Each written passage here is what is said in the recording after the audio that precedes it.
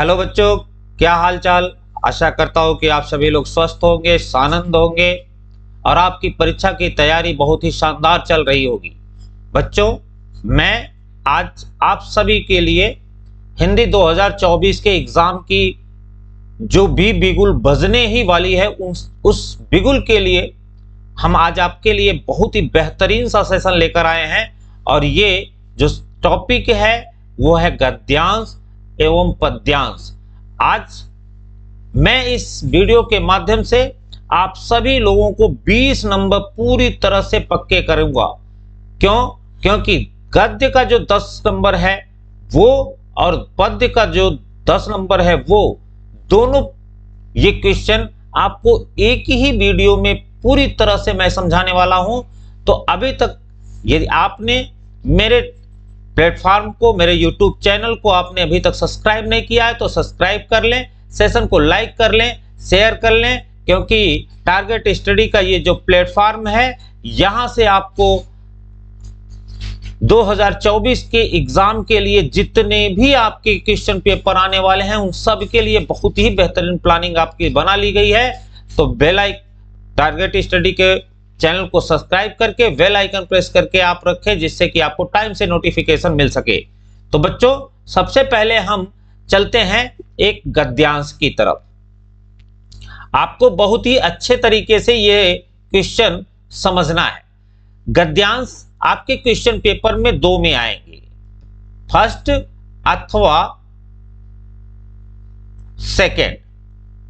मतलब या तो आप इस गद्यांश को चुन सकते हैं या तो इस गद्यांश को चुनेंगे और इससे रिलेटेड जो 5 क्वेश्चन आपको मिलने वाले हैं वो इस आपके गद्यांश के नीचे दिए रहेंगे, जिसमें से आपको प्रत्येक क्वेश्चन से 2-2 नंबर मिलने वाले हैं। और ये कैसे आप मेंटेन कर सकते हैं, कैसे इसे लिख सकते हैं अच्छे से, ये आपको मैं आज बताने वाला हूं। तो जितने लोग भी सेशन में बने हैं सभी लोग चैनल को एक बार सब्सक्राइब कर लें, सेशन को लाइक कर लें और एक बेहतरीन सा शेयर कर दें, जिससे कि आपके बहुत सारे छोटे भाई जो बहन हैं वो ऐसे शानदार सेशन उनको आसानी से मिल सके। तो आपको करना क्या है, कैसे इसे आप अच्छी तरह से क्वेश्चन का आंसर लिख सकते हैं। तो आप सबसे पहले ध्यान रखें कि आपको गद्यांश पूरे दिमाग से संतुलित होकर पढ़ना है। पृथ्वी के विशाल प्रांगण में सब जातियों के लिए समान क्षेत्र है। समन्वय के मार्ग से भरपूर प्रगति और उन्नति करने का सबको एक जैसा अधिकार है। किसी जन को पीछे छोड़कर राष्ट्र आगे नहीं बढ़ सकता, इसलिए राष्ट्र के प्रत्येक अंग की सुध हमें लेनी चाहिए। राष्ट्र के शरीर के एक भाग में यदि अंधकार और निर्बलता का निवास है तो समग्र राष्ट्र का स्वास्थ्य उतने अंश में समर्थ रहेगा, यहां असमर्थ रहेगा। अब आपको इसको क्वेश्चन का आंसर, जो क्वेश्चन आपका दिया गया है कि पाठ का शीर्षक एवं लेखक का नाम लिखिए, राष्ट्र के प्रत्येक अंग की सुध हमें क्यों लेनी चाहिए, रेखांकित अंश की व्याख्या कीजिए, राष्ट्र किसे पीछे छोड़कर आगे नहीं बढ़ सकता है, समन्वय के मार्ग से क्या प्राप्त हो सकता है। ये जो आपका क्वेश्चन है ये कैसे आप हल करेंगे मैं आपको बताता हूं। तो सबसे पहले तो आपको करना क्या है, प्रश्नोत्तर आपको यहां डालना है और प्रश्नोत्तर इस तरह से डालकर प्रश्नोत्तर संख्या, जो भी प्रश्न क्वेश्चन बैंक में प्रश्नोत्तर रहेगा वो संख्या और उसके आगे 3, 1 जो भी संख्या क्वेश्चन पेपर में दी है वो आपको ले लेना है। फिर आपको यहां पर पहले का उत्तर आप दे रहे हैं तो फर्स्ट, सेकंड का उत्तर दे रहे हैं तो सेकंड, इस तरह से लेफ्ट साइड में आपको नंबरिंग करनी है। अब पहला क्वेश्चन कह रहा है कि पाठ का शीर्षक एवं लेखक का नाम लिखिए। देखिए यहां आपको मैं बता देना चाहता हूं कि जितने भी छात्र हैं अगर गद्य भाग को थोड़ा बहुत पढ़े हैं तो शीर्षक उनको मालूम हो जाएगा, उसके लेखक का भी नाम आपको अच्छी तरह से मालूम हो जाएगा। और यदि जो बच्चे नहीं पढ़े हैं तो वो अगर इनका क्वेश्चन ये गलत भी हो जाता है पहला वाला, तब भी मैं आपको इस तरह से बताऊंगा कि ये 4 क्वेश्चन जो है आपके पूरे के पूरे सही हो जाएंगे और कम से कम 8 नंबर आपको मिलने ही मिलने हैं। तो जितने लोग पढ़े हैं वो तो अच्छी तरह से जान ही रहे हैं कि इसे हमें कैसे लिखना है। तो आप एक काली पेन से यहां पर पाठ का शीर्षक लिखिएगा,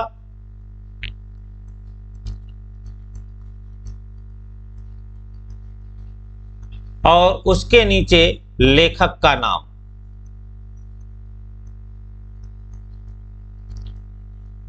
यह ध्यान में रखेंगे कि आपको वो उस तरीके से नहीं लिखना है कि प्रस्तुत गद्यांश हमारी पाठ्य पुस्तक से लिया गया है और इसके लेखक ये हैं। इतना ढेर सारा आपको नहीं लिखना है। उसमें क्वेश्चन में अगर आप देखेंगे तो केवल क्या पूछा है, पाठ का शीर्षक लिखिए और लेखक का नाम लिखिए। तो हमको ध्यान में रखना है कि हमको क्या करना है भैया, पाठ का शीर्षक।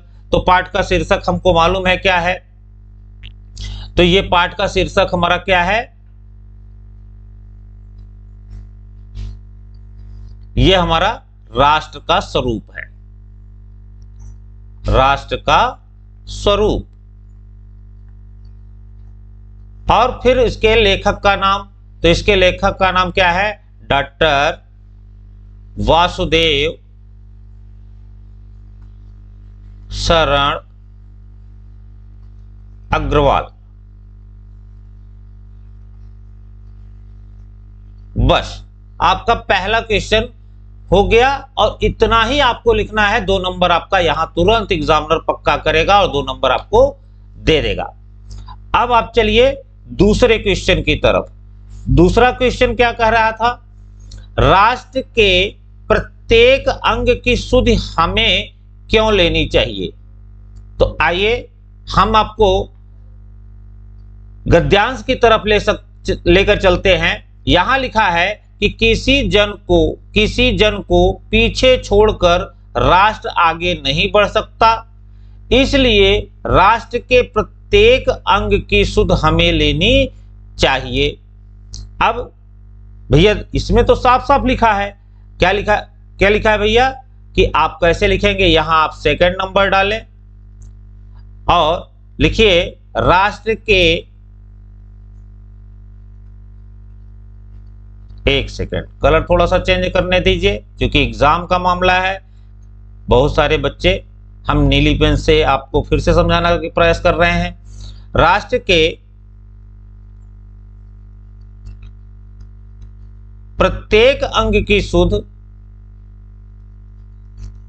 प्रत्येक अंग की सुध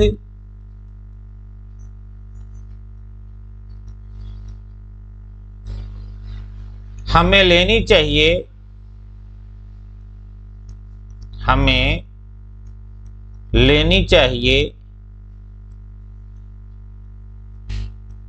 क्योंकि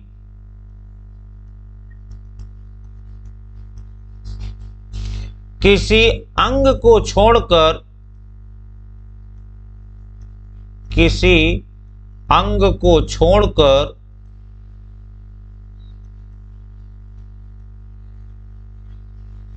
किसी अंग को छोड़कर राष्ट्र आगे नहीं बढ़ सकता है, राष्ट्र आगे नहीं बढ़ सकता है। अब देखिए यहां हमने गद्य में क्या लिखा है कि किसी जन को पीछे छोड़कर राष्ट्र आगे नहीं बढ़ सकता है, इसलिए राष्ट्र के प्रत्येक अंग की सुध हमें लेनी चाहिए। तो यहां जगह फिर वही सेम चीज यहां मैंने लिखा, राष्ट्र के प्रत्येक अंग की सुध हमें लेनी चाहिए क्योंकि किसी अंग को छोड़कर राष्ट्र आगे नहीं बढ़ सकता। अब आ जाइए तीसरे क्वेश्चन पर। तीसरा क्वेश्चन क्या कह रहा है, तीसरे क्वेश्चन का आप नंबरिंग डाल दीजिए। तीसरा क्वेश्चन क्या कह रहा है, रेखांकित अंश की व्याख्या कीजिए। अब रेखांकित शब्द कहां से कहां तक है आपका, यहां से लेके यहां तक। अगर मैं ये नीचे की अंडरलाइन साफ करूं तो आपको पूरी तरह से स्पष्ट तरीके से दिखाई पड़ेगा। अब आपका जो रेखांकित शब्द है वो क्या क्या है भैया, तो यहां आप पढ़ेंगे तो आपको समझ में आएगा। यहां लिखा है समन्वय के मार्ग से भरपूर प्रगति और उन्नति करने का सबको एक जैसा अधिकार है। तो यहां भैया आप लिख सकते हैं, क्या लिखेंगे, लेखक का कहना है कि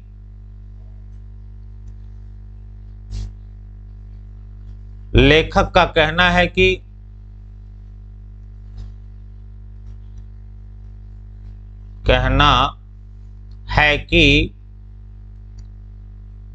लेखक का कहना है कि पृथ्वी पर रहने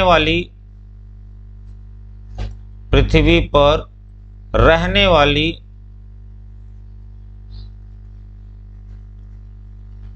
सभी जातियां समान हैं, सभी जातियां समान हैं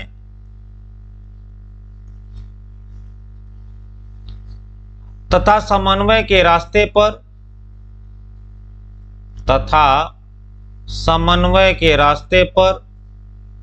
समन्वय का मतलब प्रेम के साथ, सौहार्द के साथ, समन्वय के रास्ते पर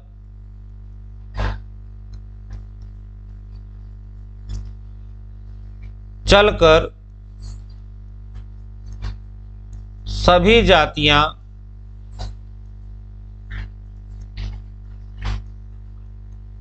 सभी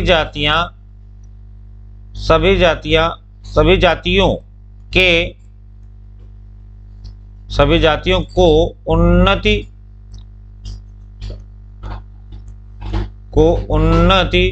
एवं प्रगति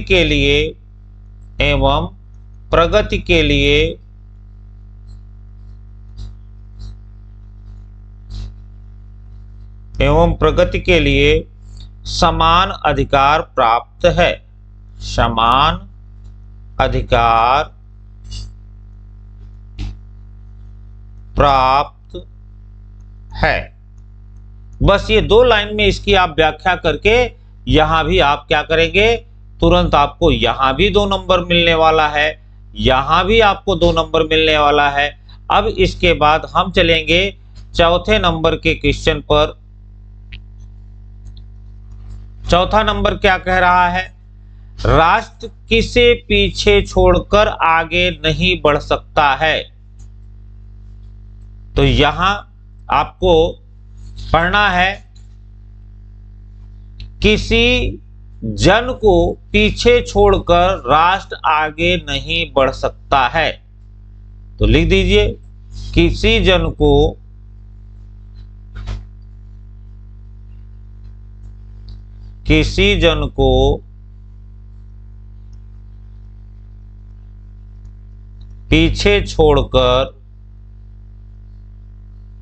पीछे छोड़कर राष्ट्र आगे नहीं बढ़ सकता है। ये आपके 4 क्वेश्चन हो गए। 5वां क्वेश्चन क्या कह रहा है कि समन्वय के मार्ग से क्या तात्पर्य हो सकता है। तो समन्वय मार्ग से क्या प्राप्त हो सकता है, तो भैया आप ध्यान रखेंगे, यहां लिखा हुआ है कि समन्वय के मार्ग से भरपूर प्रगति, क्या लिखा है, उन्नति। तो ये सब चीज आप तुरंत यहां पर डाल सकते हैं। 5वां नंबर आपका यहां आ गया। 5वां नंबर कह रहा है कि समन्वय के मार्ग से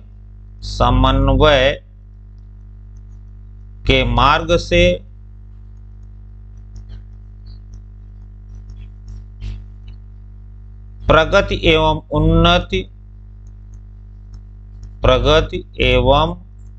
उन्नति प्राप्त हो सकता है, प्राप्त हो सकता है। तो ये आपके 5 के 5 क्वेश्चन का जो आंसर है उससे आप तुरंत पूरे के पूरे यहां 10 नंबर आपको मिलने वाले हैं। तो आशा करता हूं। अच्छा, एक बात और ध्यान रखें, ये जो गद्यांश है ये अपने आप में पूरी तरह इंपॉर्टेंट है, जो लगभग हर साल के सेट में कहीं ना कहीं पूछा गया था।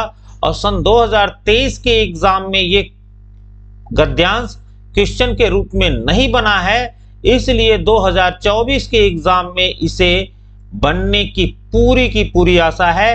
तो आशा करता हूं कि निश्चित तौर से ये चीज आपको पूरी तरह से समझ में आ गई होगी और आप इतने छोटे से प्रिसाइज तरीके से लिखकर पूरे के पूरे 10 अंक प्राप्त कर सकते हैं। अब हम चलते हैं पद्यांश की तरफ। ध्यान रहे, यह भी आपका जो पद्यांश है यह क्वेश्चन भी आपको अथवा में ही मिलेगा। अथवा का मतलब यह है कि आपको फर्स्ट और सेकंड दो दिए रहेंगे, किसी एक को ही आपको करना है, दोनों आपको नहीं करना है, यह ध्यान में रखिएगा। अब इसमें पद्यांश को आप पूरी तरह से अच्छे से पढ़ेंगे।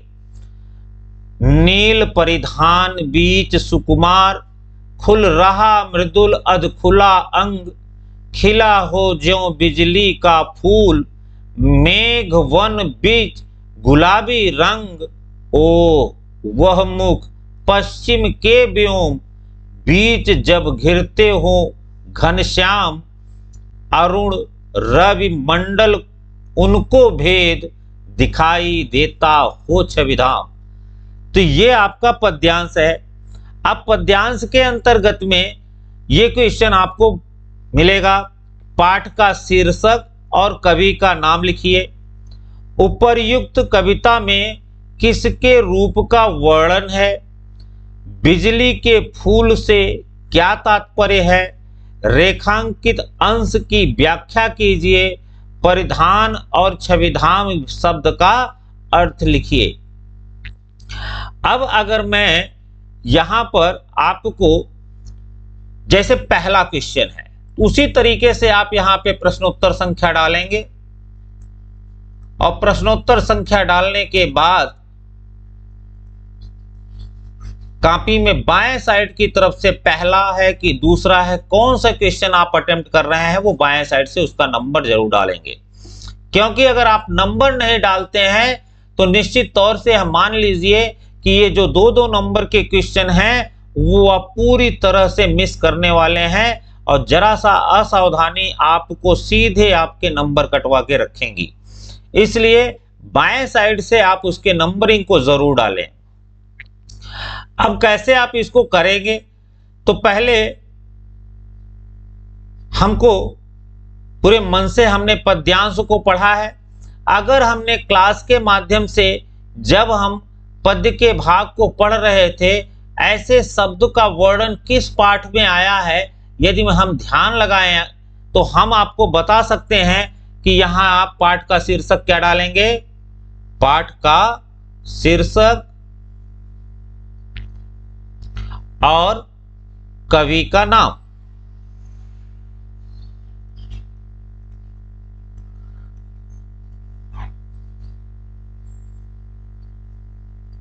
तो यहां पाठ का शीर्षक क्या है भैया? तो ये पाठ का शीर्षक है श्रद्धा और मनु। श्रद्धा मनु। और इसके कवि का नाम क्या है? तो जयशंकर प्रसाद।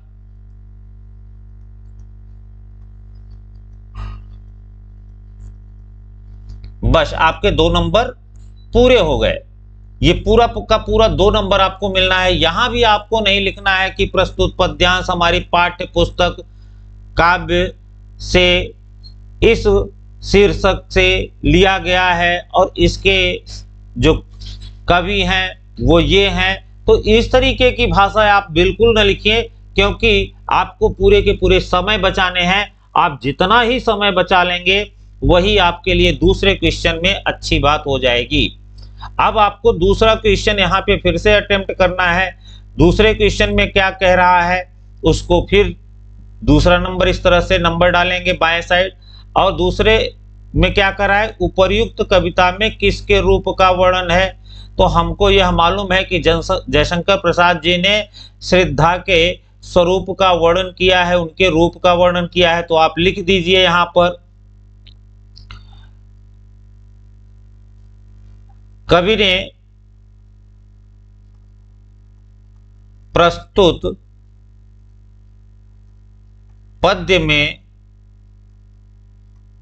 श्रद्धा के रूप का वर्णन किया है। बस आपका दूसरा क्वेश्चन भी कंप्लीट होता है और फिर से आपको यहां जगह 2 नंबर मिल जाते हैं। फिर यहां पे तीसरा क्वेश्चन है, बिजली के फूल से क्या तात्पर्य है। तो यहां लिखा है, खिला ही जो बिजली का फूल, मेघ वन बिच गुलाबी रंग। अब नील परिधान, नीला वस्त्र पहनकर खुल रहा मृदुल अधखुला अंग। यहां श्रद्धा के वो जो नीले परिधान को उसने अपने शरीर पे डाला हुआ है, उस परिधान के बीच में जो उसके अधखुले अंग हैं वो बड़े ही मनमोहक हैं, बड़े ही आकर्षक उसको दिखाई पड़ रहे हैं। खिला ही जो बिजली का फूल, ऐसा लग रहा है कि जैसे बिजली की तरह कोई फूल खिल गया हो। मेघ वन बिच गुलाबी रंग, मेघ माने बादल, वन माने वन, जैसे बादल रूपी वन, यहां जगह ध्यान रखेंगे, बादल रूपी वन बीच गुलाबी रंग, गुलाब के रंग जैसा बादल रूपी वन में यह बिजली का फूल श्रद्धा के स्वरूप का वर्णन करते हुए जयशंकर प्रसाद ने किया है। तो आप यहां पर क्या लिखेंगे, बिजली के फूल का तात्पर्य है। यहां फिर से तीसरा नंबर आप बाएं साइड में डालेंगे। मैं कलर नहीं चेंज कर रहा हूं, तो आप स्केच पेन से हेडिंग जैसे आप देते हैं उस तरह से आप नंबरिंग डालने के लिए आप कलर यूज करिएगा। तो यहां लिखिएगा, बिजली के फूल का तात्पर्य है, बिजली के फूल का तात्पर्य है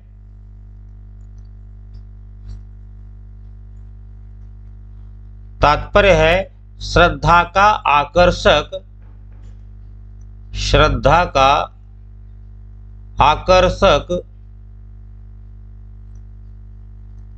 शरीर का।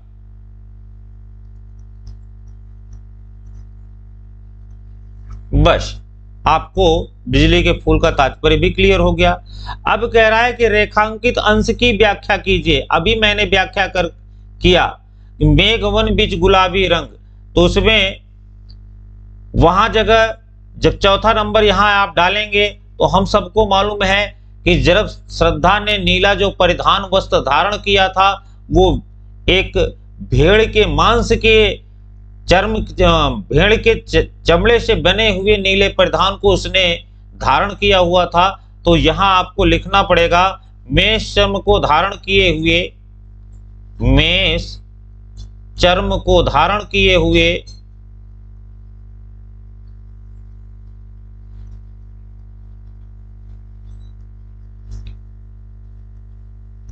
मेष चर्म को धारण किए हुए श्रद्धा का कोमल अंग, श्रद्धा का कोमल अंग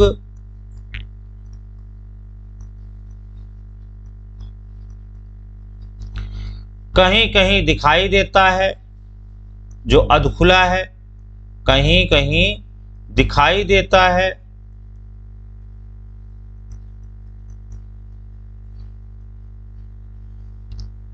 उन्हें देखकर ऐसा लगता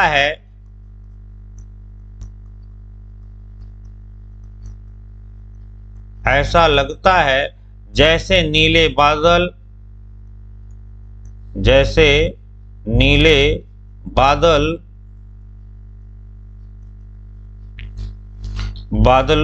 बादलों के वन के वन में गुलाबी रंग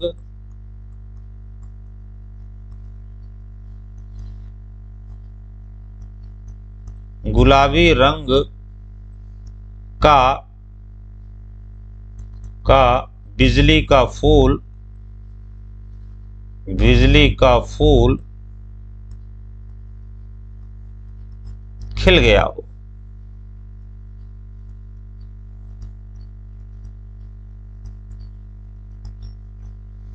आपके 4 क्वेश्चन हो जाते हैं।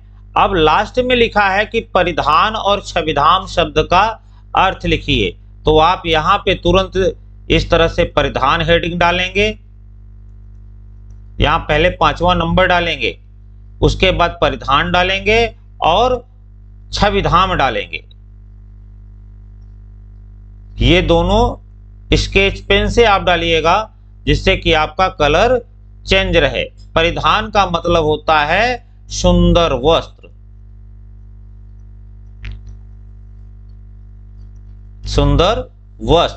और छविधाम का मतलब होता है, छवि माने होता है सौंदर्य